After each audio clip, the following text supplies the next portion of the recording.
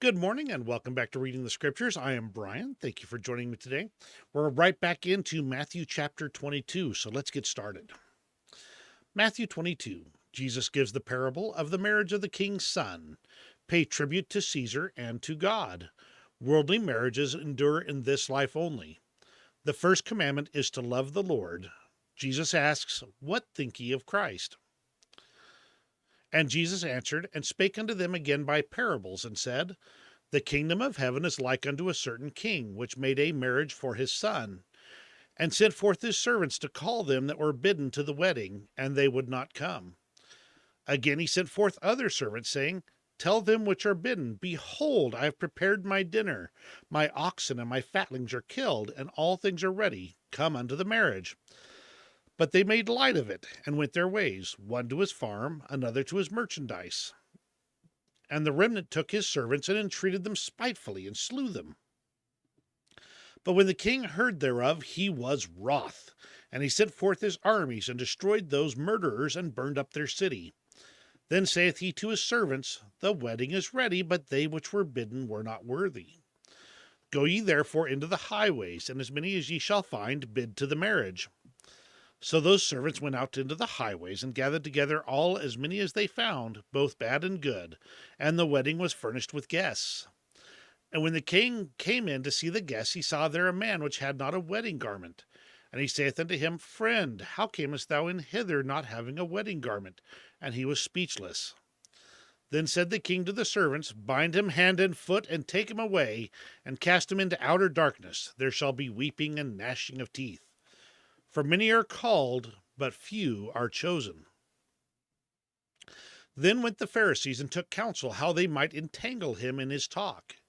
And they sent out unto him their disciples with the Herodians, saying, Master, we know that thou art true, and teachest the way of God in truth. Neither carest thou for any man, for thou regardest not the person of men.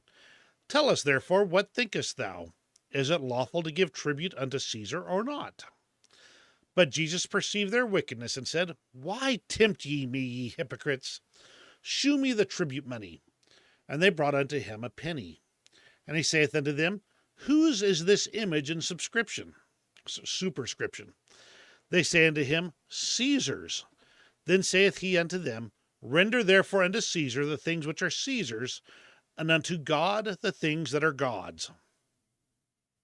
And when they had heard these words, they marveled, and left him, and went their way.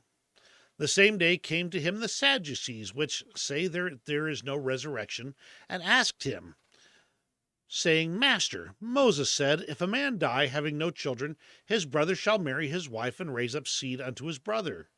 Now there were with us 7 brethren, and the first, when he had married a wife, deceased, and having no issue, left his wife unto his brother. Likewise the second also, and the third unto the 7th. And last of all the woman died also. Therefore in the resurrection, whose wife shall she be of the 7? For they all had her. Jesus answered and said unto them, Ye do err, not knowing the Scriptures, nor the power of God. For in the resurrection they neither marry nor are given in marriage, but are as the angels of God in heaven. But as touching the resurrection of the dead, have ye not read that which was spoken unto you by God, saying, I am the God of Abraham, and the God of Isaac, and the God of Jacob. God is not the God of the dead, but of the living. And when the multitude heard this, they were astonished at his doctrine. But when the Pharisees had heard that he had put the Sadducees to silence, they were gathered together. Then one of them, which was a lawyer, asked him a question, tempting him, and saying, Master, which is the great commandment in the law? Jesus said unto him, Thou shalt love the Lord thy God with all thy heart, and with all thy soul, and with all thy mind. This is the first and great commandment. And the second is like unto it, Thou shalt love thy neighbor as thyself. On these 2 commandments hang all the law and the prophets. While the Pharisees were gathered together, Jesus asked them, saying, What think ye of Christ? Whose son is he? They say unto him, The son of David. He saith unto them, How then doth David in spirit call him Lord, saying, The Lord said unto my Lord, Sit thou on my right hand, till I make thine enemies thy footstool. If David then call him Lord, how is he his son? And no man was able to answer him a word, neither durst any man from that day forth ask him any more questions. So, a couple of thoughts. Mainly, if you read through this whole chapter, it's basically religious trolling. They're trolling Jesus, trying to find something to accuse him of being evil. In this modern day and age, this is actually really something to be looking carefully at.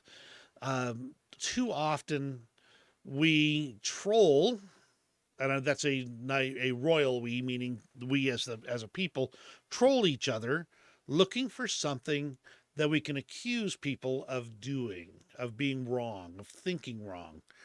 And in this modern day and age, that is no way to live. That is no way to go through your life looking to trip up your man and push him into a pit. Your fellow man deserves some respect, and we're not here to do the whole, we're going to trip him up and we're going to capture him in his words. That's Satan's work.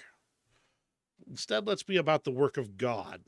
And you'll notice that he said the two great commandments here. The first is, thou shalt love the Lord thy God with all thy heart and with all thy soul and with all thy mind. This is the first and great commandment. And if we stopped there, we would still be doing amazing things, because God has commanded us to do good things. And and in all ways, if we were to do just this one, we would still be a much better people as a whole. And then tacking on the second one, thou shalt love thy neighbor as thyself, puts it into final perspective. Love God, and if you love God, you'll do as he wills.